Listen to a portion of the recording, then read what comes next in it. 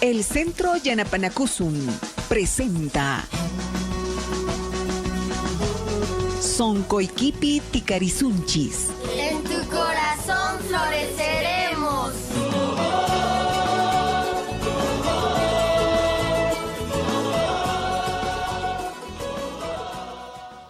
Pequeños que no justifican realmente una canasta familiar, ¿no? Ahora no hay proyectos de acompañamiento al maestro en temas de formación continua, es decir, el Ministerio de Educación ni la Región de Educación tienen jornadas de capacitación permanente, ¿no? Entonces el maestro pues está abandonado a su suerte, y si alguna vez mejora en sus condiciones laborales es por iniciativa personal. Él se autofinancia, busca los medios, las formas de estudiar y seguir superándose, ¿no? Esas son las condiciones y por lo tanto no hay pues buenos resultados. Ahora, en estos 3, 4, 5 años el maestro trabaja bajo presión. Jornada escolar completa, todo es bajo presión, ¿no? Se les exige resultados con una obsesión por la eficiencia, pero el Estado no da nada a cambio, no mejora sus condiciones salariales, no hay ese acompañamiento que existe en otras profesiones, como en salud, agricultura, etcétera, y entonces es poco lo que puede hacer el maestro, sobre todo en un país donde no existe esa buena voluntad política por mejorar esa situación laboral, ¿no? Es lamentable el contexto que está desarrollándose alrededor del maestro peruano y de la educación peruana, porque sabemos que esta área es una de las más importantes que van a generar el verdadero desarrollo en nuestro país. Pero si realmente no se da la remuneración adecuada, el incentivo adecuado, la preparación adecuada al maestro, y por el contrario se le exige, se le presiona y se lo tiene contra la espada y la pared, por un lado, que debe mantener a su familia y el otro que debe estar capacitado para desempeñarse en el aula, ¿cómo va a hacerlo de la manera eficiente si realmente no está teniendo el apoyo adecuado del Estado? Y eso nos lleva también a la siguiente cuestión, es respecto a qué reformas o políticas educativas se han implementado luego de la reforma magisterial 2994-4. ¿Cuáles y cómo estas afectan estas reformas, cómo están afectando al maestro? Sí, mira, tenemos una ley marco que es la ley de reforma magisterial, y dentro de esa lógica de esta ley se han ido desarrollando, digamos, proyectos que tienen que ver, digamos, la meritocracia. Ha parecido interesante en un primer momento, pero hoy nos damos cuenta de que se viene, por ejemplo, la evaluación del desempeño docente. Pero la misma ley de reforma y también la ley de educación dice que para hacer estas evaluaciones de desempeño docente, antes el Ministerio debe desarrollar jornadas de preparación, de capacitación a los profesores, y no ha existido ese proceso hasta el día de hoy. Han habido pequeños programas de inmersión para directores, especializaciones, ¿no?, para algunos sectores de maestros, pero son muy pequeños, con una inversión mínima, ¿no? Y entonces en esa medida pues no se conocen buenos programas, buenos proyectos de desarrollo profesional en el campo del desarrollo del maestro, ¿no? A nivel del sector de educación hay pequeños programas, proyectos mínimos, voy a decir, que con el presupuesto del 3.8 del Producto Bruto Interno se intentan implementar en las regiones, ¿no? Tenemos proyectos que tienen que ver con acceso, que tienen el afán seguramente de generalizar la educación, que todavía tiene algunas brechas, ¿no?, de cobertura. Hay programas como el PELA, un programa estratégico de logros de aprendizaje, ASPIS y tantos otros, que no tienen resultados significativos porque estos se han politizado. O sea, el gobierno regional los ha utilizado para colocar a militantes del movimiento Pico en estos proyectos, programas, y sencillamente esta gente que no cumple ni siquiera el perfil no está pues preocupado en conseguir resultados, de generar con entusiasmo cosas positivas, ¿no? Y entonces pues tenemos un mal aprovechamiento de estos recursos del sector de educación. ¿Cuánto están aportando los gobiernos regionales? Es lamentable decirlo, ¿no? Por ejemplo, nosotros hemos generado una ordenanza regional declarando en emergencia la gestión pedagógica del sector, pero el Juan Luque no lo promulga. ¿Y cuánto ha invertido, por ejemplo, en la formación de maestros el gobernador regional? 0 soles. Lo único que tenemos son proyectos propiciados por el mismo ministerio que tiene que ver con la construcción de locales escolares, para jardines, para escuelas de educación primaria y secundaria, que en realidad deberían ser competencia de gobiernos locales, o sea, los municipios tienen competencia para hacer esas pequeñas construcciones, pero el gobernador pues se apropia de ese trabajo, ¿no? Y empieza a trabajar y presentarlos como si fueran grandes proyectos de envergadura, entre comillas. Y entonces hay un descuido pues total. Ahora, cuando miramos otras regiones, Tacna, Moquegua, El Callao, Lima, Arequipa, vemos que sí hay un acompañamiento, hay un presupuesto especial que le asignan estos gobernadores o gobernadoras regionales para el maestro. Y entonces, evidentemente, cuando uno se ve motivado, es estimulado, animado económicamente y socialmente, entonces genera mejores resultados. Pero cuando hay un abandono, ciertamente pues no hay una rutina en la que se cae, y eso es lo que parece que está ocurriendo en la región Puno. Se había hablado, por ejemplo, de un programa de entrega de laptops a los maestros. Por ahí el gerente de Desarrollo Social ha anunciado que han comprado 2.000 laptops, pero nosotros somos 25.000 profesores, entonces esto no sé cómo lo entregarán de repente a los profesores militantes del movimiento Pico, como ocurrió en la gestión de Mauricio Rodríguez. Se compraron 400 laptops y casi generalmente los que se beneficiaron fueron aquellos que estaban muy cercanos al movimiento aquí, ¿no? Y entonces hay esas cosas pues que ciertamente no generan satisfacción en el maestro, y lo que hay que generar son unas condiciones laborales eficientes desde la buena satisfacción, o sea, que uno se sienta feliz, contento, y entonces con esa perspectiva pues se va a trabajar y consigue buenos resultados, ¿no? Es triste que nuestras legislaciones de algún modo también estén politizando, cuando deberían ser destinadas para todos en lo que es un sector tan noble como es el sector educación, que realmente necesita un avance tecnológico, es cierto, un avance en lo que es la capacitación, un avance también en lo que son presupuestos, y sin embargo no es bien atendida por nuestros gobiernos, ni nacionales, ni locales, ni regionales. Bueno, la siguiente cuestión también, y es que nosotros quisiéramos comentar, es en diferentes medios de comunicación se estaba anunciando la huelga indefinida del sector educativo, pidiendo reivindicaciones tanto económicas como sociales. En este aspecto, esta huelga, ¿cómo va a afectar a nuestros estudiantes de los distintos niveles inicial, primaria, secundaria, así como los de EVAS? Mira, una decisión de una huelga siempre afecta el rendimiento escolar y sobre todo las horas de trabajo y las horas de aprendizaje. Y ciertamente si se va a asumir esta huelga, que es justa, desde todo punto de vista la huelga que anuncia el magisterio es justa. Yo estuve en el Cusco hace algunos días y pude ver de cerca la lucha de los profesores de esta región, y que ha generado, digamos, una movilización al menos de los medios de comunicación a nivel nacional, cosa que algunos movimientos como de Puno nunca han conseguido, ¿no? Tener ese impacto nacional desde una huelga regional.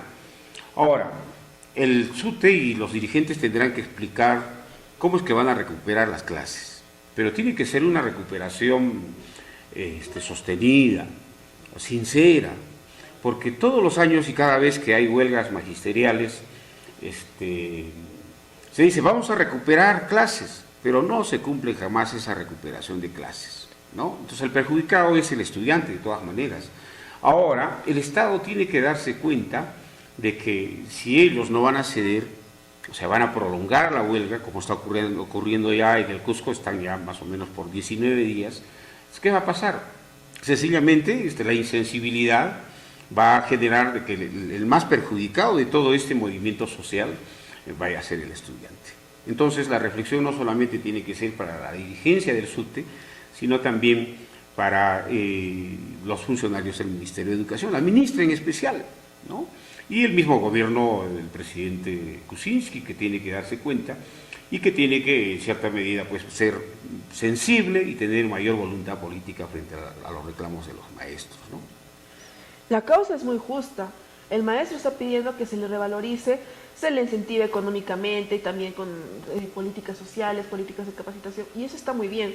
Pero lastimosamente las personas que se van a ver más afectadas y las que menos tienen que ver también en esto son los estudiantes de los distintos niveles, de las distintas instituciones educativas. Y pues no solo es parte del maestro, como usted nos menciona, sino también es necesario que las autoridades reflexionen de lo que están arriesgando al permitir una prolongación tan larga en una huelga, a veces por orgullo, por nepotismo, por despotismo, mejor dicho. La autoridad no tiene intención de ceder y no se da cuenta cómo realmente está afectando a nuestro desarrollo. Bueno, también nosotros queremos comentar y otro aspecto, y es sobre la evaluación de desempeño docente que ya se está implementando en el nivel inicial y próximamente en los distintos niveles. Nos gustaría que nos comente un poco su opinión al respecto. Sí, mira, toda evaluación que esté orientado a mejorar el trabajo y el desempeño docente es saludable. Pero cuando hay estas ideas que están contempladas en la misma ley de reforma magisterial que dice, si hay una primera evaluación y sales desaprobado, te sometes a una segunda evaluación y sales desaprobado, sencillamente serás despedido, ¿no? Y eso me parece que ha sido la preocupación de todo el magisterio, es decir, no rindes, chao. Y esto no me parece una medida tan atinada. En otros países, cuando encuentran debilidades en profesores, en su desempeño, los someten a una capacitación intensiva, ¿no? Y ni siquiera existe esa capacitación propiciada por el Ministerio de Educación, ¿no? Y pues ahí yo veo una relación. Evaluados y evaluadores están devaluados en este país, es decir, ni siquiera hay una universidad seria, prestigiosa, ni consultores con un perfil aceptado, con legitimidad social, que puedan llevar a cabo este proceso de evaluaciones. Hasta las mismas evaluaciones están cuestionadas. En muchas evaluaciones, por ejemplo, para el nombramiento, para contrato de profesores, las pruebas han ido saliendo, ¿no? Se han alterado resultados, de pronto se daban a conocer resultados en un primer momento y luego, al siguiente día, aparecían otros resultados. Y entonces, ¿esto qué genera en el magisterio? Mucha desconfianza. Y también se nota pues que los niveles de corrupción no solamente están instaladas en las UGELs, en la región de educación, sino también están instaladas en el mismo Ministerio de Educación y en las mismas universidades. Por eso la gran pregunta que uno tiene que hacerse es ¿quién evalúa a quién?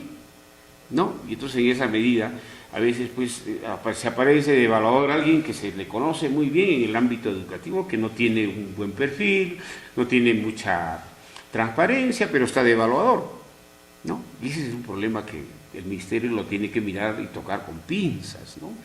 Y entonces yo ya he visto movimientos de colegas en inicial que están señalando de que pues, si les ponen las buenas reglas de juego, las buenas condiciones, y quiénes van a ser los que van a evaluar, evidentemente se tendría que someter, pero cuando esto no es claro, no está claro, no es transparente, evidentemente genera muchas suspicacias, ¿no?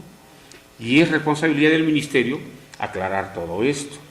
Y evidentemente sería importante que se dé una iniciativa legislativa para modificar esto. En otros países no te están asustando, no te están condicionando con despidos, sino el propósito de la evaluación es mejorar el desempeño docente y garantizarle pues una estabilidad laboral.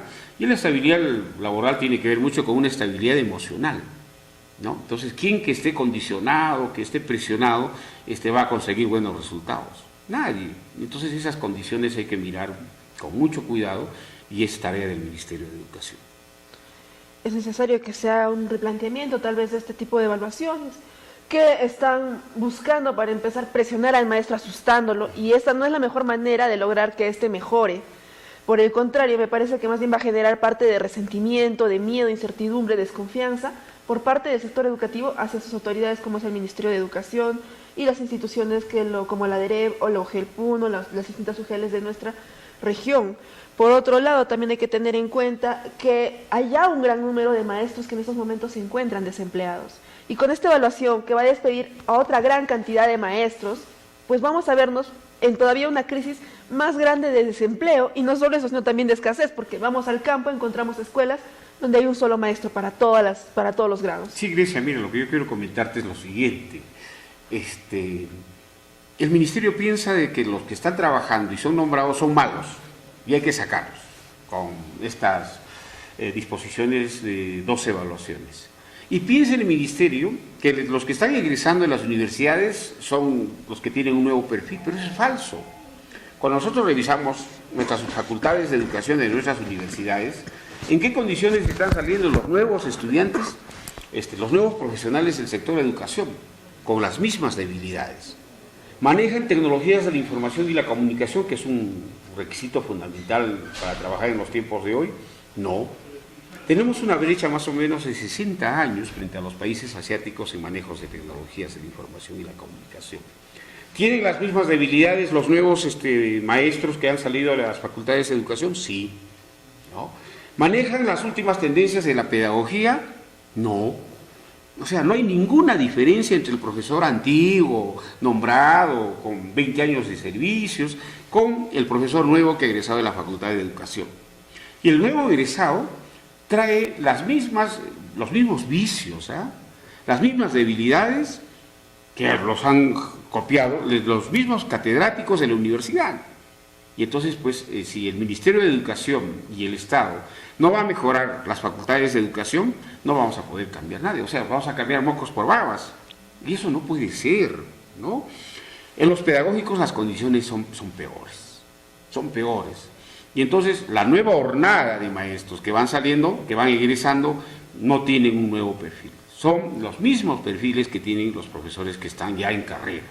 De modo que, si hay por ahí alguien que destaca, pues es por propia iniciativa. O sea, son figuras que aparecen pero por una automotivación personal, pero no es porque hay un proyecto, un programa estratégico, institucional de una universidad, ni un programa instaurado por el mismo gobierno, ni un gobierno regional, que el gobierno regional tiene 3 consultores en educación.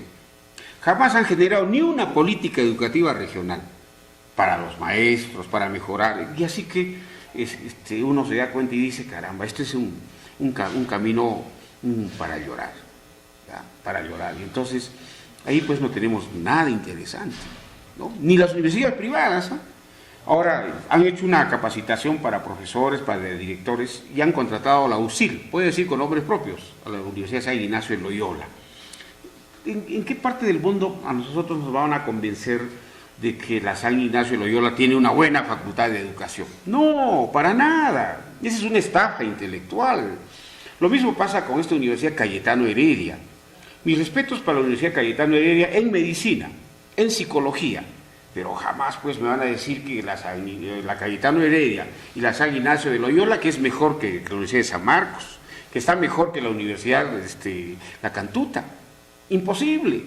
Hay una distancia tremenda entre lo que proponen estas universidades con las universidades que han contratado para formar directores. ¿Y qué hacen estas universidades? Tercerizan, ni siquiera vienen sus catedráticos a dictar clases, por ejemplo, en la región Puno. ¿Qué hacen? Contratan profesores de acá, y profesores que ni siquiera cumplen el perfil, y que hacen manchitas, grupitos, y los grupitos se llaman, tú ven, y arman un grupito de capacitación. Y esos capacitadores, por favor, con honrosas excepciones, dejan mucho que desear. Y con esas condiciones, pues, evidentemente nos estamos estafando los peruanos, hay estafa entre puneños, y así nunca vamos a mejorar el sector de educación, ¿no? Claro, ¿cómo se puede pedir calidad educativa cuando el mismo Estado no está promoviendo que tanto las primeras casas de estudio, como son las universidades, los pedagógicos, o las mismas capacitaciones que ellos ofrecen, sean de calidad, que realmente estén acorde y en la vanguardia de la tecnología y también de las nuevas tendencias pedagógicas? Entonces es casi imposible, es como decirle a un niño que no está capacitado quizás para leer, ya escribe una novela, de alguna manera. Entonces es una petición bastante extravagante que quizás el Estado está pidiendo a nuestros maestros peruanos. Algo que nosotros quisiéramos considerar en este aspecto y también en muchas otras políticas que quisiéramos conversar, sin embargo el tiempo ya también nos va a vencer, es por qué se ha desvalorizado tanto la profesión una profesión tan noble y tan necesaria en nuestra sociedad como es la profesión del maestro. Sí, mira, yo pienso que hay varios factores que han determinado que el profesor no esté dentro de la escala de las profesiones en un lugar privilegiado. Sociedades como Suiza, sociedades como Francia, Alemania, donde tienen una consideración especial, como Finlandia, ¿no? Por ejemplo, al maestro, lo primero que han hecho es posicionar al maestro y tener un privilegio desde el punto de vista económico, social, etcétera. Y ahí pues no hemos tenido una política de acompañamiento en construir una personalidad docente socialmente relevante. Mientras se valore más al futbolista, a los cantantes y a otro tipo de oficios, y se desprestigia al maestro cada vez que se pueda, no vamos a mejorar nada socialmente en la sociedad.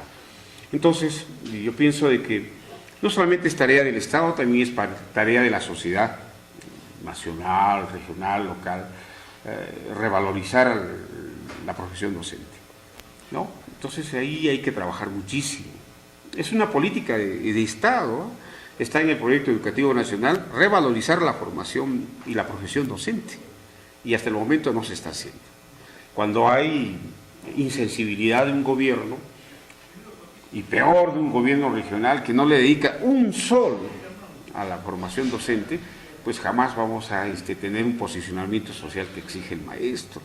Yo creo que esa es la primera condición que hay que asumir para al menos tener una docencia estable, una docencia preocupada, una docencia responsable frente a las futuras generaciones. Ahora, fíjate, mira, cómo se verifica esto. A nivel nacional, más del 50%, más o menos unos 60% de profesores se dedican a dos actividades. O sea, aparte de ser profesores, tienen pequeños negocios, otros son choferes, otros enseñan en otros centros educativos. ¿Y por qué? Porque no hay otra manera de llenar la canasta familiar. En los países donde se han obtenido buenos resultados, son aquellos países donde han resuelto las necesidades básicas del maestro, ¿no? Y entonces, pues, si eso no va a ser una preocupación política del Estado Nacional, ciertamente por gusto estamos pretendiendo y soñando conseguir grandes resultados. Así que ahí hay tremendas debilidades que el Estado tiene que resolver. Y también los municipios y el mismo gobierno regional tiene que entender, ¿no? Yo digo, como consejero regional, el señor Adán Urquizo, que no sabe nada de educación, es consultor de educación en la región Puno. El señor Constantino Ramírez, profesor de educación física, y no tiene mayor mérito, es consultor de educación. El señor Maximiliano Cornejo, ¿no?, que es profesor de primaria de Mazocruz, no tiene otro mérito, son consultores de educación. ¿Qué han propuesto para la formación, para revalorizar la función docente? Absolutamente nada. ¿Tienen idea de cómo se hace eso? No tienen la mínima idea. Y entonces, pues, con ese tipo de personas que están por clientelaje político, no vamos a ir a ningún lugar. Entonces, hablar de educación en Puno y de los actores principales en la política es patético. De verdad que es muy patético. Esperemos que de algún modo se tome una conciencia. Tarde o temprano tiene que pasar para así poder revalorizar esta profesión tan digna como la es la del maestro de escuela. Es triste que usted nos mencione que cómo se ha corrompido tanto el sistema, y esto perjudica no solo a los maestros que se han formado en una universidad, en un pedagógico, sino sobre todo afecta al niño, porque no se le puede ofrecer de esta manera una calidad educativa que es lo que realmente merece, es lo que realmente va a lograr que nuestro país se logre desarrollar. Bueno, doctor Walter, nosotros ya llegando a la parte final del programa, nos gustaría finalmente que nos comparta un mensaje por el Día del Maestro. Sí, bueno, gracias. Yo aprovecho este medio de comunicación tan importante en la región de Puno para hacer llegar mi saludo a todos mis colegas de la región de Puno. A todos los que están viendo, reciban un abrazo cariñoso, con mucho afecto y con el sentimiento de maestro, ¿no? Y mañana pues celebremos como corresponde. Gracias. Yo quiero agradecerle su presencia el día de hoy, porque a veces pintamos de rosa las cosas y es necesario que analicemos detalladamente, y sobre todo en un día tan especial como es hoy día y mañana, lo que es la actividad del maestro y también cómo las políticas actuales, la problemática actual lo está perjudicando, y esto repercute también en la formación de nuestros niños. Una sensibilización tanto para las autoridades que tal vez nos estén escuchando en estos momentos, para los jóvenes que valoren mejor la profesión del maestro, para el padre de familia que nos escucha y que a veces presiona, está ahí molestando al maestro y no lo deja trabajar adecuadamente. es un momento para que reflexionemos y nos demos cuenta de la difícil situación que está teniendo el maestro de escuela y que sin embargo sigue intentando salir hacia adelante. Yo quiero agradecerle una vez más, reiterar mi agradecimiento porque nos ha abierto los ojos, nos ha quitado la venda de esta situación que a veces nosotros desconocemos, los que no pertenecemos al sector educativo, pero que sin embargo nos afecta también. Finalmente, quisiera mandar un mensaje también de felicitación, primeramente a usted porque también es maestro, después también a las maestras que laboran en el centro Yanapanacuzum y también al profesor Juan Alberto Rivas Apaza, profesora Elizabeth Ibarra Ramos, profesora Greilis Tapia, Edilberto Coila, Alfredo Barra, que en paz descanse, Francisco Muchica, en fin, a todo el maestro puneño que diariamente se esfuerza por sacar hacia adelante a sus alumnos sin importar las limitaciones que éste tenga. Hemos llegado a la parte final de nuestro programa. Nosotros quisiéramos despedirnos con la efeméride del día y después pues nos vemos el próximo lunes. El 5 de julio de 1869 se firma el contrato Dreyfusen, el gobierno de José Balta. Fue un acuerdo comercial en el que el Congreso de la República negoció directamente la venta del guano al extranjero con la casa judía francesa Dreyfus Hermanos. El Centro Yanapanacuzum presenta Soncoiquipi Ticarizunchis.